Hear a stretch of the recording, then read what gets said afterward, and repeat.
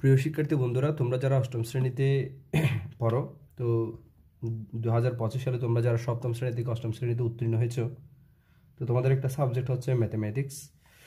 তো তোমরা ষষ্ঠ শ্রেণী এবং সপ্তম শ্রেণীতে নতুন কারিকুলামে পড়ছিলাম।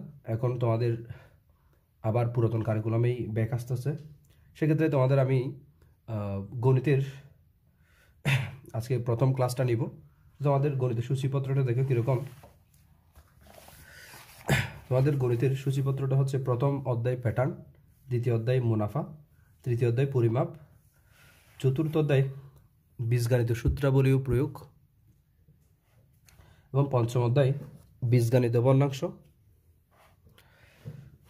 ষষ্ঠ অধ্যায় সরল সহ সমীকরণ, সপ্তম অধ্যায় সেট, অষ্টম অধ্যায় চতুর্ভুজ, নবম অধ্যায় পিথাগোরাসের উপপাদ্য এবং দশম অধ্যায় বৃত্ত, একাদশ অধ্যায় তথ্য উপাত্ত। এর মধ্যে প্রথম যে অধ্যায়টি প্যাটার্ন, এটা তোমাদের একেবারেই নতুন মনে হবে, নতুন একটা কনসেপ্টের।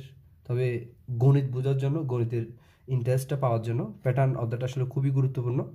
তো আমরা আজকে প্যাটার্ন অধ্যায়টা নিয়ে শুরু করতে যাচ্ছি। তো এই অধ্যায়টা যদি আমরা শুরু করতে যাই, তাহলে প্রথম যে কথাটা আমাদের আসে সেটা হচ্ছে প্যাটার্ন, অর্থাৎ অধ্যায়টার নাম হচ্ছে প্যাটার্ন।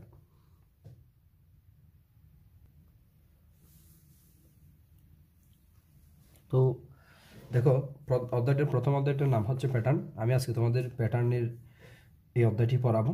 তো আমাদের অধ্যায়টার শুরুতেই যে নামটা আসে সেটা হচ্ছে প্যাটার্ন।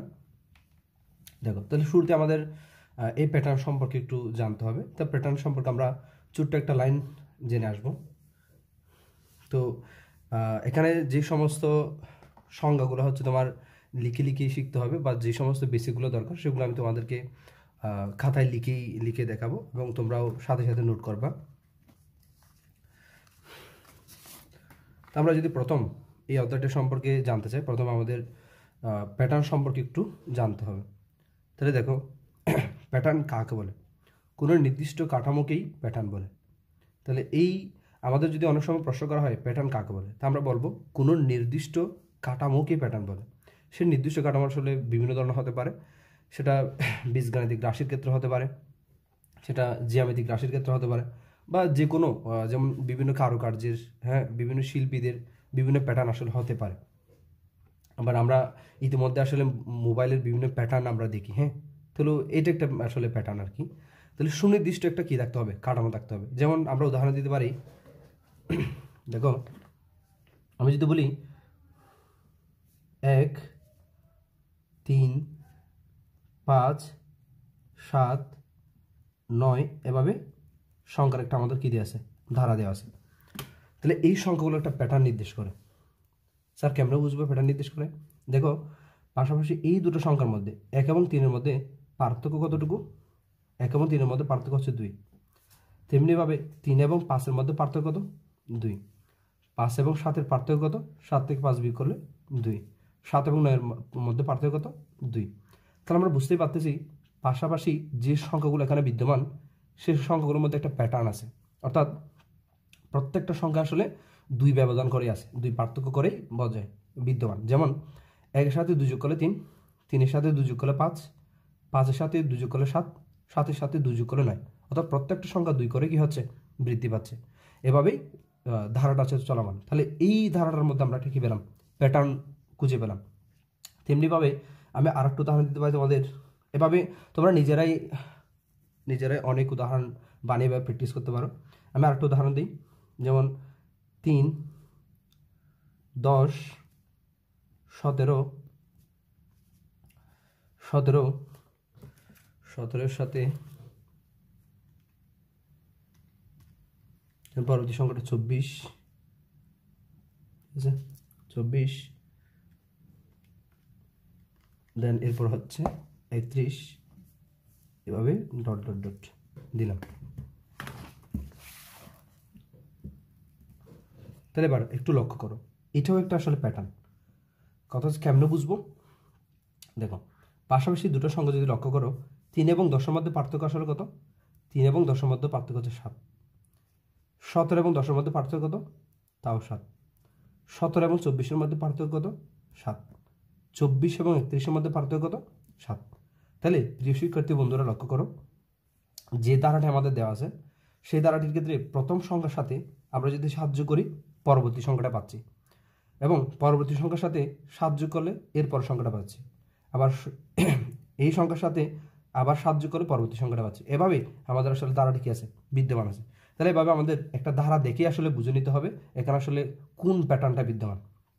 অনেক সময় 2 পার্থক্য থাকতে পারে, 7 পার্থক্য থাকতে পারে, বা অন্য কোনো পার্থক্য থাকতে পারে, বা অন্য কোনো প্যাটার্ন আসলে সংখ্যাগুলো দিতে পারে। যেমন আমি তোমাদের আরেকটা উদাহরণ দিই, 1 4 9 16 25 ... এভাবেই আসতেছে এরকম একটা ধারা। তাহলে এই ধারাটার ক্ষেত্রে যদি তোমরা লক্ষ্য করো, এক এবং আচ্ছা, আমরা কোনো একটা ধারার মধ্যে আগে পার্থক্যটা আসলে বের করে ফেলবো। পার্থক্যটা হচ্ছে আমাদের মূল হাতিয়ার। পার্থক্যটা বের নির্ণয় করলে দেন আমরা বুঝে যাব এই প্যাটার্নের মধ্যে আসলে কোন ধরনের, এই ধারার মধ্যে আসলে কোন ধরনের প্যাটার্ন আসলে বিদ্যমান। যেমন 1 এবং 4 পার্থক্য হচ্ছে কত, 3। 4 এবং 9 এর মধ্যে পার্থক্য কত, 5। 9 এবং 16 এর মধ্যে পার্থক্য কত, 7। 16 এবং 25 এর মধ্যে পার্থক্য কত, 9। তোমরা ইতিমধ্যে অনেকে গ্যাস করতে পারছো আসলে এখানে কোন ধরনের প্যাটার্ন বিদ্যমান। যেমন দেখো, পার্থক্যগুলো যদি একটু লক্ষ্য করি, আগে পার্থক্যগুলো কি ছিল, সমান সমান ছিল না, মানে এখানে সব জায়গায় পার্থক্য হলো 2 করে বিদ্যমান। আর এই ধারাটার মধ্যে প্রত্যেকটা পাশাপাশি সংখ্যার মধ্যে 7 করে বিদ্যমান। কিন্তু এই ধারাটার ক্ষেত্রে একটু ভিন্ন মাত্রা যোগ করা হয়েছে। সেটা কি, 4 এবং 1 এর মধ্যে পার্থক্য 3, অর্থাৎ প্রথম দুটো সংখ্যার মধ্যে পার্থক্য 3, আবার দ্বিতীয় দুটো সংখ্যার মধ্যে পার্থক্য 5, দেন পরবর্তী আবার পার্থক্য 7, পরবর্তীতে আবার পার্থক্য 9। অর্থাৎ পার্থক্যের মধ্যে আবার একটা প্যাটার্ন লক্ষ্য করা যাচ্ছে, সেটা হচ্ছে 3, 5, 7, 9। অর্থাৎ এই পার্থক্যগুলোর মধ্যে আবার কি বৃদ্ধি পাচ্ছে, 2 করে বৃদ্ধি পাচ্ছে। তাহলে এর পরবর্তী সংখ্যাটা আসলে আমাদের যদি বলা হয় যে পরবর্তী সংখ্যাটি কত, তাহলে আমরা বলতে পারি না। এই যে দেখো, 3 এর পরে যদি 5 হয়, 5 এর পরে যদি 7 হয়, 7 এর পরে 9 হয়, 9 এর পর কত হবে, 11। তাহলে 11 আর 25 যোগ করলে কত হয়, 11 আর 25 যোগ করলে এই যে 5 1 মিলে 6 3 36। দেন পরবর্তী সংখ্যাটা কত হবে দেখো, তাহলে এখানে 9 এর পর 11 আসছিল, 11 এর পর কত আসবে, 13। এবার 36 এর 13 যোগ করো, 6 আর 3 যোগ করলে 9, 3 আর 1 যোগ করলে কত, 49। এভাবেই আসলে আমরা যে কোনো ধারার ক্ষেত্রে ওই কোন প্যাটার্ন বিদ্যমান এটা লক্ষ্য করে পরবর্তী 2টি 3টে এভাবে অনেকগুলো সংখ্যা আমাদের নির্ণয় করতে পারবে। তো আমরা সংখ্যাগুলো চাইলে কি করতে পারবো, নির্ণয় করতে পারবো। তো আমি প্যাটার্ন সম্পর্কে আর এখানে আপাতত কিছু বলতেছি না। আমরা এই অধ্যায়ের শেষের দিকে গিয়ে এরকম অনেকগুলো ধারা সম্পর্কে আমরা আসলে কি করব, পড়ব, সলিউশন করব। তো সেক্ষেত্রে আমি বইয়ের পরবর্তী টপিকে আমি চলে যাচ্ছি। তাহলে আমি প্যাটার্ন সম্পর্কে আপাতত আর বলতেছি না, এটা আমরা পরবর্তীতে আরও বিস্তারিত জানবো।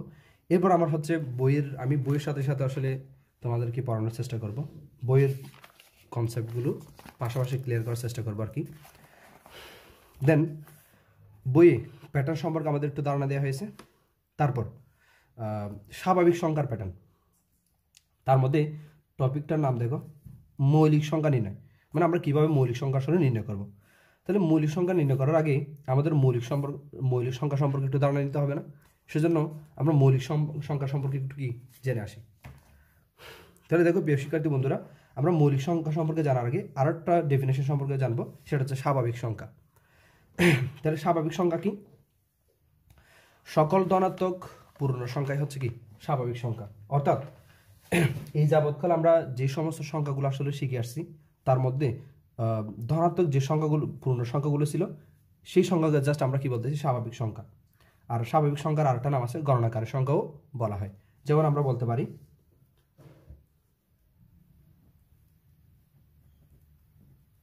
দেখো 1 2 3 4 5 6 7 ...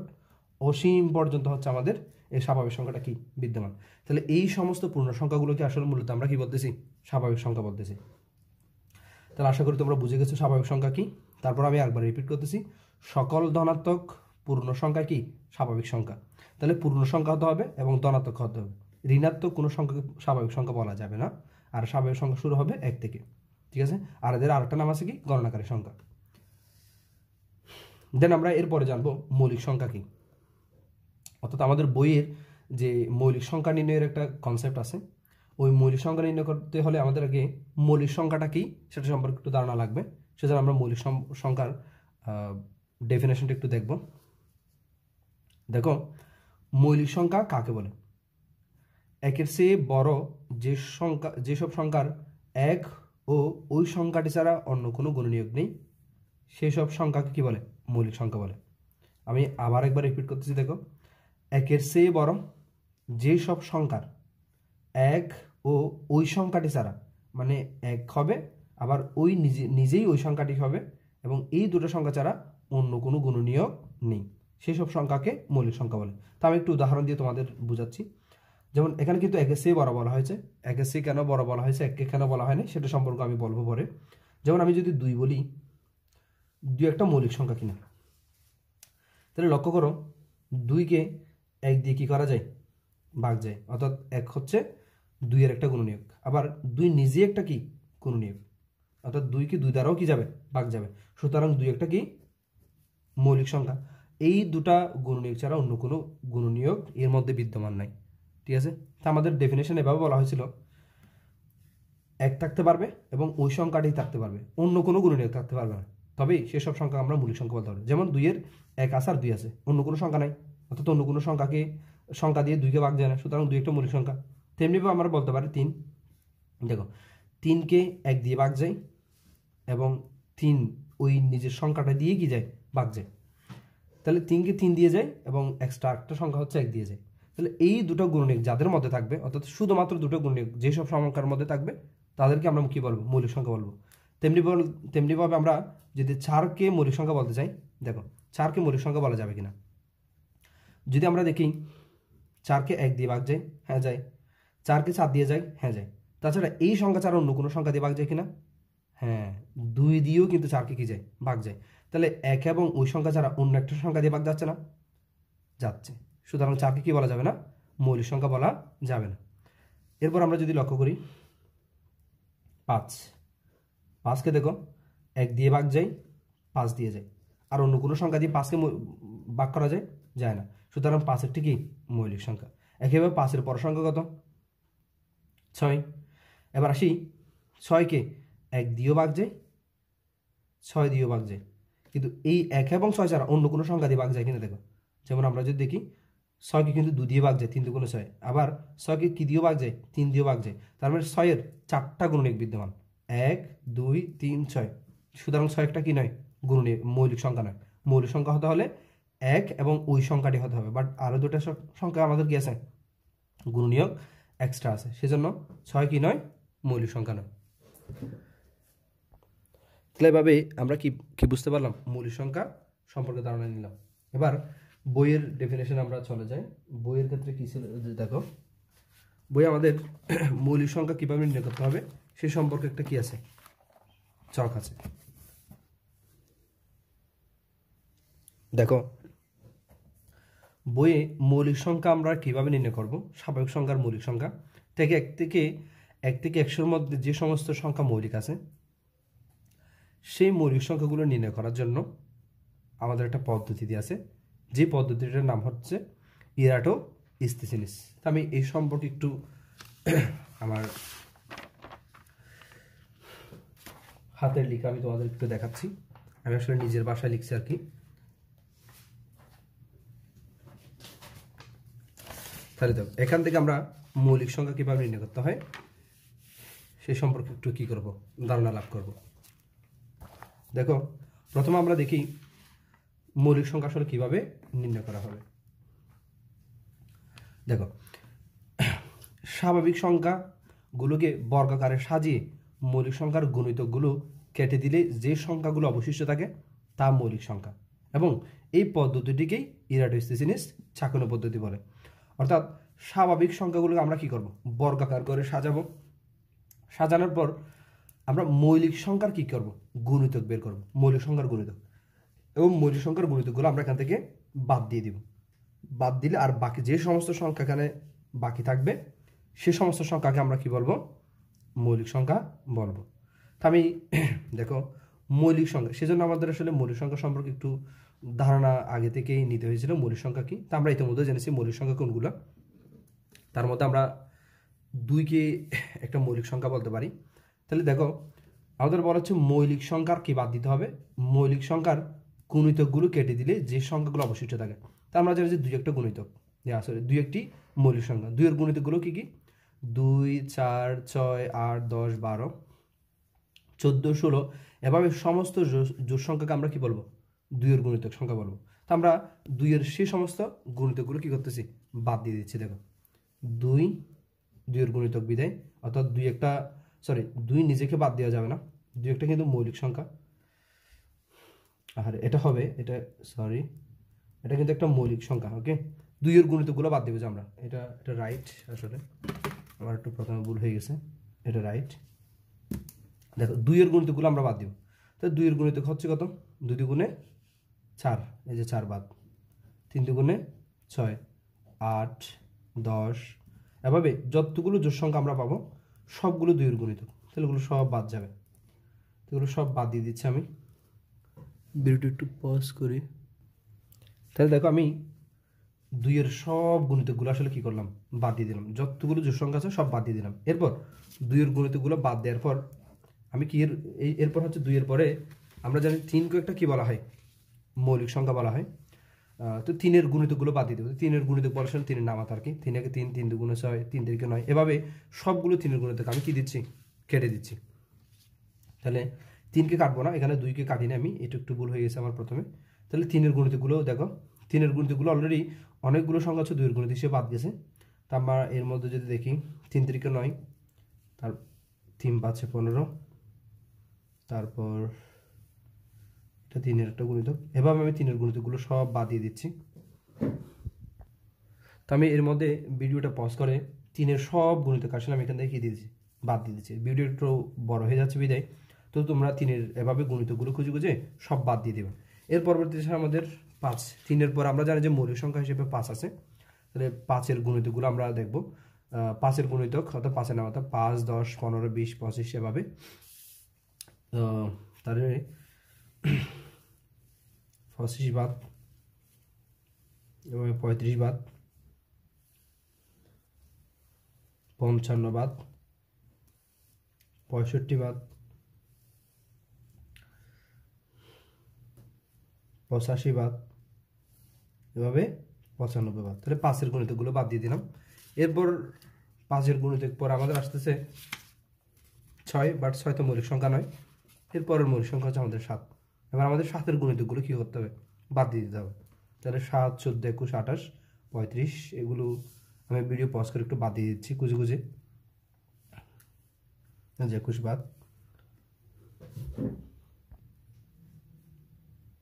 তো আমি এর মধ্যে 7 এর গুণিতকগুলো এখান থেকে খুঁজে খুঁজে সব কেটে দিলাম।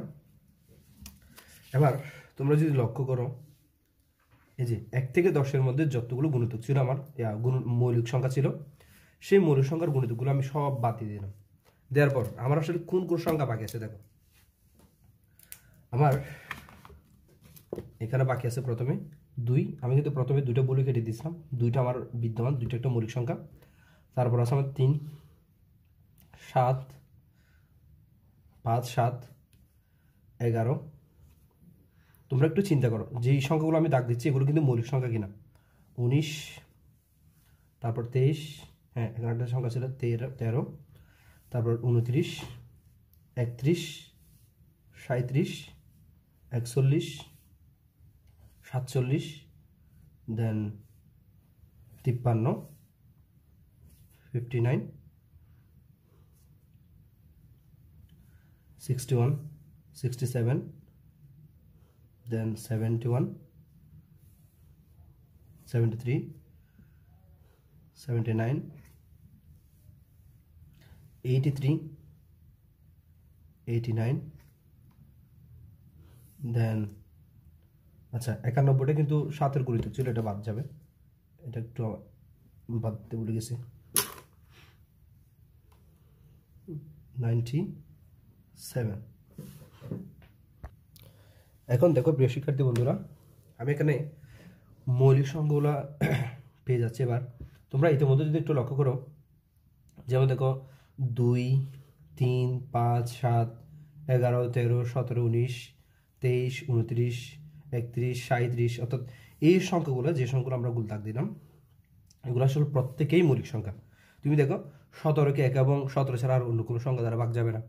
19কে 1 এবং 19 ছাড়া অন্য কোনো সংখ্যা দিয়ে তুমি 19কে ভাগ দিতে পারবে না, অর্থাৎ 1 এবং 19 ছাড়া অন্য কোনো গুণনীয়ক 19-এর আর নাই।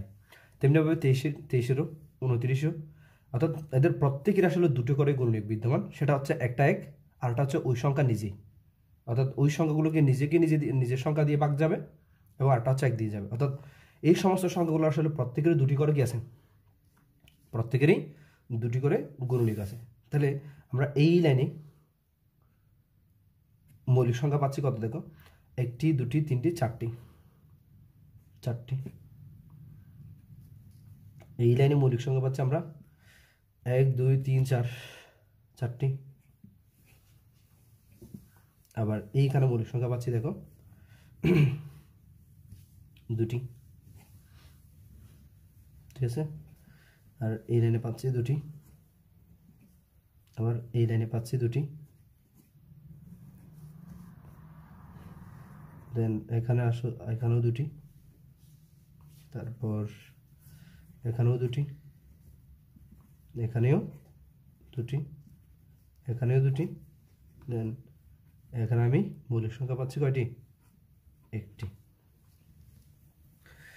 তাহলে এই সমস্ত সংখ্যাগুলো আসলে আমাদের কি মৌলিক সংখ্যা।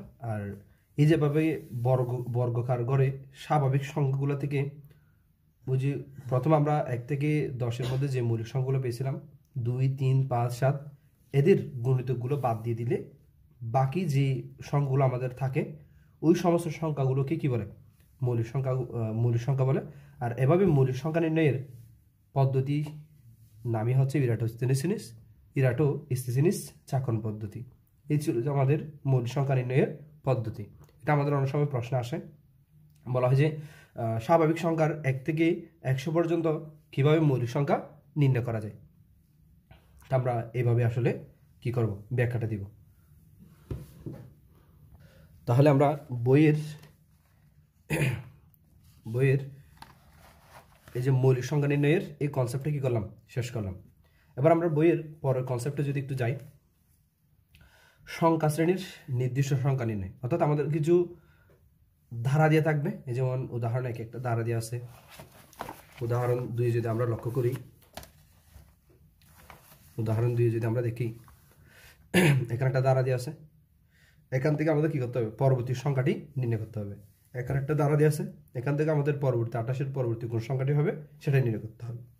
তাহলে আমরা এখন দেখব কিছু ধারা দিয়ে থাকলে আমরা আসলে কিভাবে পরবর্তী সংখ্যাটা কি করব, নির্ণয় করব, সেই সম্পর্কে আমরা দেখব। তো আমি কিছু তোমাদের জন্য উদাহরণ আগে থেকে লিখে রেখেছি, ওই উদাহরণগুলো আমি একটু দেখাবো আর কি।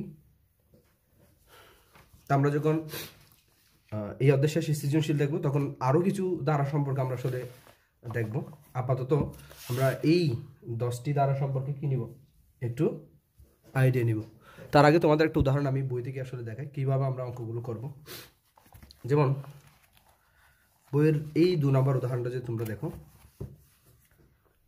এখানে বলা আছে সংখ্যাগুলোর পরবর্তী সংখ্যাটা নির্ণয় করো। ধারা কীরকম, 1 4 9 16 25, এরকম করে একটা ধারা আমাদের দিয়ে আছে। তো আমরা কী করলাম, সমাধান প্রদত্ত সংখ্যাগুলো 1 4 9 16 25। এবার আমরা যদি দেখি 1 এবং 4-এর মধ্যে পার্থক্য 3, 4 এবং 9-এর মধ্যে পার্থক্য 5, 9 এবং 16-এর মধ্যে পার্থক্য 7, 16 এবং 9 25-এর মধ্যে পার্থক্য 9। অর্থাৎ এই সংখ্যাগুলোর পাশাপাশি পার্থক্যগুলোও কি হচ্ছে, 2 করে বৃদ্ধি পাচ্ছে। তাহলে আমরা ইতিমধ্যেই গ্যাস করতে পারি এর পরবর্তী পার্থক্যটা হবে যে কত, অর্থাৎ এটা যদি 3 হয় 3-এর পরে 5, 5-এর পরে 7, 7-এর পরে 9 হলে 9-এর পর কত হবে, 2 করে বৃদ্ধি পেলে 11 হবে।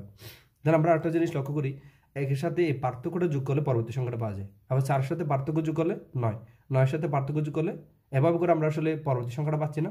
সেজন্য আমরা এর পরবর্তী সংখ্যাটা পাবো কীভাবে, 25-এর সাথে 9-এর পরে যে পার্থক্য আসবে তা যোগ করে। অর্থাৎ এই যে 9-এর পরে পার্থক্যটা হবে যে কত, 2 করে যদি বৃদ্ধি পাচ্ছে 11, 9 যোগ 2 11, 11-এর সাথে 25 যোগ করলে পরবর্তী সংখ্যাটা আমরা পাচ্ছি কত, 36। এভাবেই আমরা আসলে কি করব, পরবর্তী সংখ্যাটা নির্ণয় করব। তো সেই জন্য আমরা হচ্ছে কিছু, এবার দেখো আমরা এখান থেকে প্রথম এই ধারাটি দেখব কিভাবে তার পরবর্তী সংখ্যাটা আমরা নির্ণয় করব। তো সলিউশনটা দেখে কীরকম হয়। সমাধান দেখো আমরা আসলে কি সমাধান করব। আমাদের একটা ধারা দেওয়া থাকবে, বলা হবে যে কি প্রদত্ত সংখ্যাগুলোর পরবর্তী দুটি সংখ্যা কি করো, নির্ণয় করো। তো আমরা 1 নাম্বারটা দেখতেছি, প্রদত্ত সংখ্যাগুলো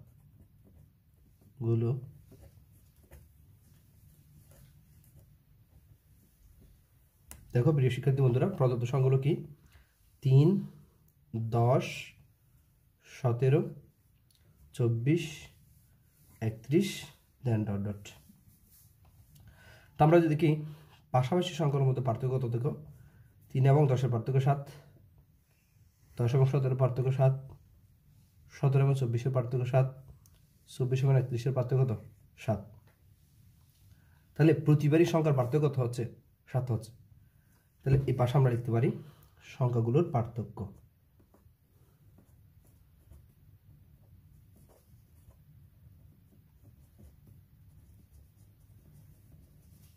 সংখ্যাগুলোর পার্থক্য হচ্ছে কত, 7 করে। তাহলে প্রতিবারই যেহেতু 2 করে কি হচ্ছে, 7 করে হচ্ছে কি হচ্ছে পার্থক্য হচ্ছে, তাহলে আমরা পরবর্তী সংখ্যাটা কি পাচ্ছি দেখো, তো এইরকম করে পাবো। মানে এর পরবর্তী পার্থক্য হবে যে 7, দেন 7-এর সাথে 31 যোগ করলে পরবর্তী সংখ্যাটা আমরা পাবো। আবার এই সংখ্যার সাথে আবার 7 যোগ করলে আমরা পরবর্তী সংখ্যাটা কি পাবো। তো আমরা এই কথাগুলো একটু কি করব, এখানে একটু লিখব। তাহলে দেখো আমরা বলতে পারি, লক্ষ্য করি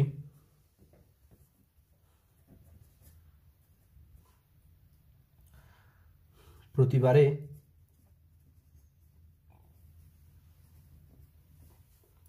সংখ্যাগুলোর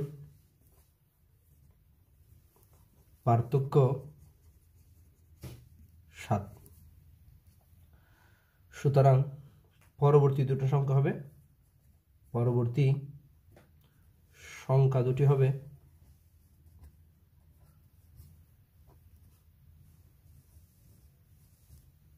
কত দেখো, পরবর্তী সংখ্যা দুটি হবে যথাক্রমে দেখো 31, 31-এর সাথে যদি পার্থক্য 7 যোগ করি দেন এটা 38, এবং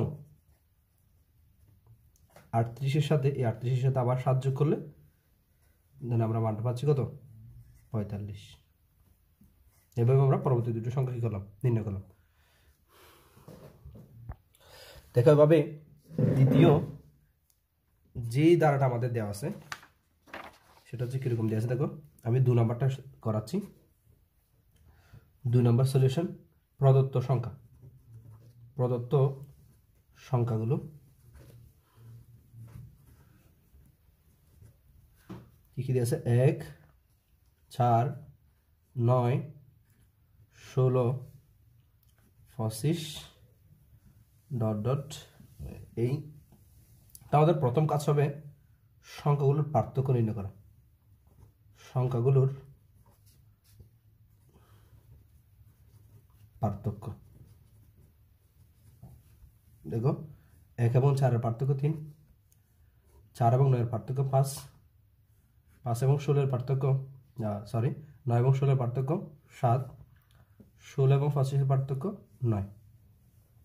এবার আমরা যদি পার্থক্যগুলো একটু লক্ষ্য করি, তাহলে প্রতিবারে পার্থক্য আবার কি হচ্ছে, 2 করে বৃদ্ধি পাচ্ছে না। তাহলে এইখান থেকে আরেকটা পার্থক্য তোমরা বের করতে পারো, 5 থেকে 3 বাদ দিলে 2, 7 থেকে 5 বাদ দিলে 2, 9 থেকে 7 বাদ দিলে 2। অর্থাৎ পার্থক্যের মধ্যে আবার একটা কি আছে, 2 করে বৃদ্ধি পাচ্ছে, এটা আমরা লক্ষ্য করলাম। তো আমরা বলতে পারি এখানে সংখ্যাগুলোর পার্থক্য প্রতিবারে 2 করে বৃদ্ধি পাচ্ছে, 2 করে বৃদ্ধি পাচ্ছে। দেখো প্রথমে 3, 3 এসে 2 বারে 5, 5 এসে 2 বারে 7, 7 এসে 2 বারে 9, এভাবে 2 করে বৃদ্ধি পাচ্ছে। সুতরাং পরবর্তী আমাদের আসলে এখানে প্রত্যেকটা দ্বারারই কি করতে হবে, 2টি করে সংখ্যা নির্ণয় করতে হবে। সেজন্য আমরা পরবর্তী সংখ্যা দুটি বের করতেছি। তো আমি এখানে 2টি করে দেখাচ্ছি আর কি, পরীক্ষা হয়তো 3টে 4টে এভাবে চাইতে পারে। তাহলে পরবর্তী সংখ্যা দুটি হবে পরবর্তী সংখ্যা দুটি হবে যথাক্রমে, দেখো তাহলে এখানে 25 ছিল না, এখানে আমাদের যেটা হবে 25-এর সাথে এখানে হচ্ছে 9-এর পরে কি আসবে, একটা 11 আসবে, দেন 25-এর 11 যোগ হবে। তাহলে আমরা বলতে পারি যথাক্রমে 25 প্লাস 9 প্লাস 2 ইকুয়ালসটা হচ্ছে কত, দেখো 25, দেন তার সাথে এই পার্থক্যের সাথে 2 বেড়ে কত হবে 11, দেন এই সংখ্যাটা দাঁড়াবে 36। ঠিক আছে, এরপর আমরা এবং একটা যথাক্রমে একটা সংখ্যা 36 পেলাম, অপর সংখ্যাটা হচ্ছে এরকম 36-এর সাথে এখানে যে পার্থক্যটা আমরা পেয়েছিলাম 11, তার সাথে আর কি হবে 2 যোগ হবে, তাহলে 36 যোগ 13, দেন আমরা 9 14, এভাবে আমরা পরবর্তী সংখ্যা একটা হচ্ছে 36 একটা হচ্ছে 49 পেয়ে গেলাম। এভাবে 2 নম্বরটা আমরা কি করলাম, সমাধান করলাম। তবে 2 নম্বরের অঙ্কটার ক্ষেত্রে আমি তোমাদের আরও একটা মেথডে এটা একটু প্রমাণ দেখাই। যেমন এখানে যদি সংখ্যাগুলো আমরা একটু লক্ষ্য করি, এটা আসলে বিকল্প পদ্ধতিতে আমি একটু দেখাচ্ছি।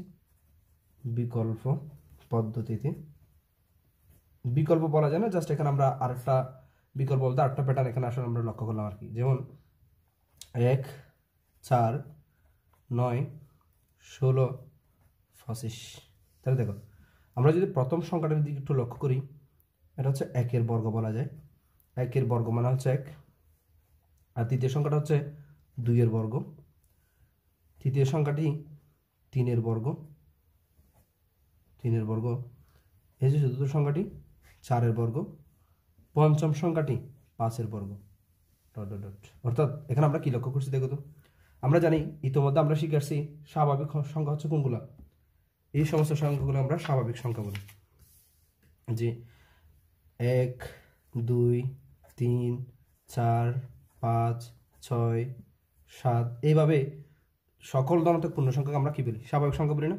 তাহলে দেখো এই স্বাভাবিক সংখ্যার প্রথম সংখ্যাটা হচ্ছে 1, 1কে বর্গ করলে আমরা কি পাচ্ছি 1, 2কে বর্গ করলে আমরা কত পাচ্ছি 4, 3কে বর্গ করলে আমরা পাচ্ছি কত 9, 3কে বর্গ করলে 9, 4কে বর্গ করলে 16, 5কে বর্গ করলে 25।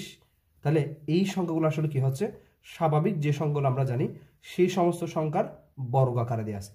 তাহলে অবশ্যই এটা যদি পঞ্চম সংখ্যার বর্গ হয়, তাহলে পরবর্তী সংখ্যাটা কত হবে, ষষ্ঠ সংখ্যার বর্গ, এই বর্গ সংখ্যাটা হচ্ছে কত 7-এর বর্গ।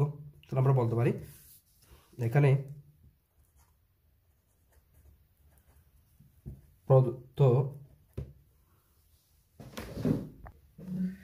তাহলে আমরা এখানে বলতে পারি প্রদত্ত সংখ্যাগুলো স্বাভাবিক সংখ্যার বর্গ, স্বাভাবিক সংখ্যার বর্গ।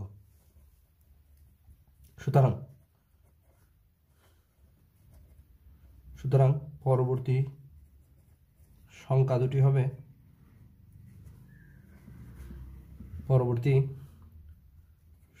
দুটি হবে, যথাক্রমে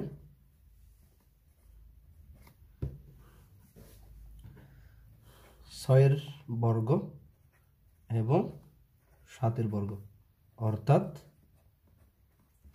36 এবং কত 49। এই যে দেখো 36 এবং 49, 36 এবং 49।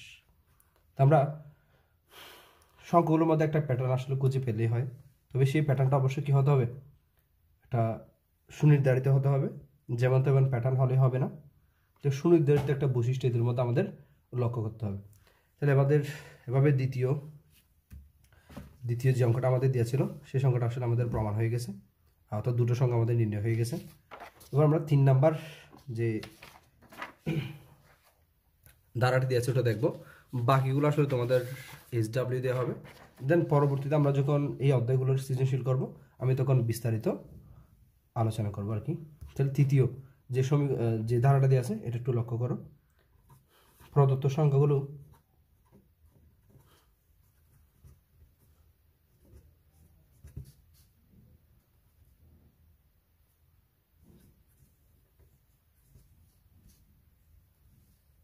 এই যে প্রদত্ত সংখ্যা কী কী এখানে তৃতীয় ধারাতে 1 5 6 11 17 28 ডট ডট। তো আমরা প্রথমে যে কাজটা করি সেটা হচ্ছে সংখ্যাগুলোর আমরা আসলে পার্থক্য নির্ণয় করি। তো আমরা ওই কাজটা করব, পার্থক্যটা নির্ণয় করব। 1 এবং 5-এর পার্থক্য 1 এবং 5-এর পার্থক্য 4। 5 এবং 6-এর পার্থক্য কত?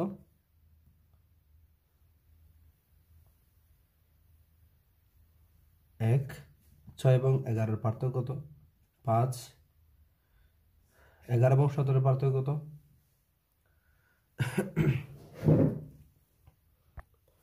তাহলে দেখো 11 এবং 17-এর পার্থক্য কত? 6। 17 এবং 28-এর পার্থক্য কত? 8 থেকে 7 বাদ দিলে 1, 11। তাহলে এখানে যদি তোমরা একটু লক্ষ্য করো পার্থক্যগুলোর মধ্যে আসলে কোনো মিল আছে? নাই।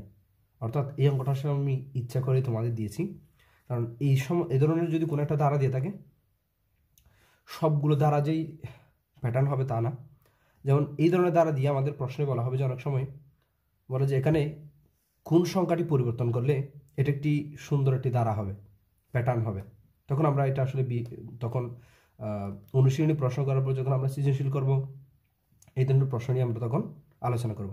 জাস্ট আপাতত তোমাদের একটি হিন্স দিয়ে রাখলাম, কিছু কিছু সংখ্যা আমাদের এমনভাবে দিবে এটা দ্বারা কিনা আমাদের দেখতে হবে, ঠিক আছে? বা এটা একটা নির্দিষ্ট একটা প্যাটার্ন কিনা আমাদের দেখতে হবে। তাহলে 3 নাম্বারটা একটা কি নয়, এটা নির্দিষ্ট কোনো প্যাটার্ন নয়। সুতরাং এই 3 নাম্বারের পরবর্তী সংখ্যাগুলো আসলে নির্ণয় করা সম্ভব নয়। তো আমরা 4 নাম্বারটাতে যাই। দেখো 4 নাম্বার অঙ্কটাতে আছে 1 3 5 7 9 11। তো প্রিয় শিক্ষিত বন্ধুরা, আমি একটু অসুস্থ, যার কারণে আমার বয়স একটু তোমাদের আনকমফোর্টেবল মনে হবে, তো তোমরা একটু ক্ষমা দৃষ্টিতে দেখবা। দেখো এবার 4 নাম্বার অঙ্কটা যদি আমরা একটু দেখি, এই প্রদত্ত সংখ্যা দিয়ে আছে আমাদের 1 3 5 7 9 11। এবার আমরা যদি এই সংখ্যাগুলোর একটু পার্থক্য বের করি, আমি ওভাবে করে আসলে সুন্দর করে সাজাচ্ছি না, জাস্ট অঙ্কটা করে দিয়েছি। দেখো এখানে যদি আমরা পার্থক্য বের করি, 3 এবং 1-এর পার্থক্য কত? 2। 5 এবং 3-এর পার্থক্য 2। 7 এবং 5-এর পার্থক্য 2। 9 এবং 7-এর পার্থক্য 2। 11 এবং 9-এর পার্থক্য কত? 2। তাহলে আমরা এখানে পার্থক্য প্রতিবারে কত করে পাচ্ছি? 2 করে পাচ্ছি। তা আশা করি এর পরের পার্থক্য আমাদের কত হবে? 2। দেন পরবর্তী সংখ্যাটা কত হবে? 11-এর সাথে 2 যোগ করে আমরা লিখবো যে 13। এর পরবর্তী সংখ্যাটি কত হবে? 13-এর সাথে 2 যোগ করে, যেহেতু পার্থক্য 2 প্রত্যেকবারই 2 করে বৃদ্ধি পাচ্ছে, দেন এটা হবে যে 15। তোমরা নিজেরা একটু খাতায় প্র্যাকটিস করে অঙ্কটা করবা। এছাড়া এখানে আমরা আরো একটা সুন্দর প্যাটার্ন লক্ষ্য করতে পারি। প্রথম সংখ্যাটা আমাদের আসলে কত দেওয়া আছে? 1, তারপর 3 5 7 9 11। এই সংখ্যাগুলো কি দেখলে আমাদের মনে হয় না এগুলো স্বাভাবিক বিজোড় সংখ্যা? এগুলো কি স্বাভাবিক বিজোড় সংখ্যা? তাহলে স্বাভাবিক বিজোড় সংখ্যা অনুসারে এটা পরবর্তীতে আরো দুটো বিজোড় সংখ্যা আমরা বলে দিব আর কি, একটা 13 একটা 15। ওভাবেও করে তোমরা কি করতে পারো? আনসার দিতে পারো। এটা যদি বুঝে থাকো, 5 নাম্বারটা আসলে সেম ক্যাটাগরির, জাস্ট আমি লিখি 2 4 6 8 10 12।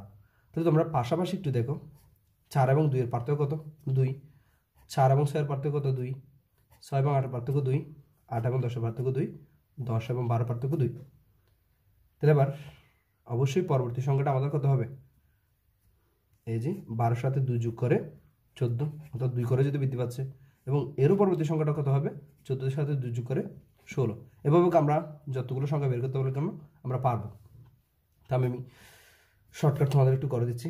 এখানে আমরা এই পার্থক্য ছাড়াও আমরা যদি এটার মতোই, অর্থাৎ এখানে বিজোড় সংখ্যা, যেমন আমরা হচ্ছে বিজোড় সংখ্যার একটা কি পেয়েছিলাম? বৈশিষ্ট্য পেয়েছিলাম। এখানে দেখো তো লক্ষ্য করে 2 4 6 8 10 12 14 16। তাহলে একটা জোড় সংখ্যার প্যাটার্ন বোঝাচ্ছে না? তাহলে সেক্ষেত্রে আমাদের 12 পর্যন্ত সংখ্যা দিয়েছিল, পরবর্তী দুটো সংখ্যা কী করতে বলছিল? নির্ণয় করতে বলছিল। তাহলে আমরা এক্ষেত্রে বলতে পারি পরবর্তী দুটো সংখ্যা হবে 12, পরবর্তী সংখ্যা দুটি, এটা যেহেতু একটা জোড় সংখ্যার স্বাভাবিক জোড় সংখ্যার প্যাটার্ন, সুতরাং পরবর্তী সংখ্যা দুটো হবে 14 এবং 16। এভাবে আসলে তোমরা প্যাটার্নগুলো দেখেই তোমরা পরবর্তী দুটো কী করবা? পরবর্তী দুটি সংখ্যা নির্ণয় করব। তাহলে আমি তোমাদের বাসায় করার জন্য আর কিছু অতিরিক্ত এখানে প্যাটার্ন লিখে রাখছি। দেখো 6, 7, 8, 9, 10। তো তোমরা এগুলো যদি কেউ করতে না পারো কমেন্টে জানাবা, আমি পরবর্তীতে এগুলো সমাধান দিব, এই আর কি। তাহলে আমরা পরবর্তী ভিডিওতে আরও কিছু টপিক নিয়ে আলোচনা করব। আজকে এই পর্যন্ত, ভালো থেকো সবাই।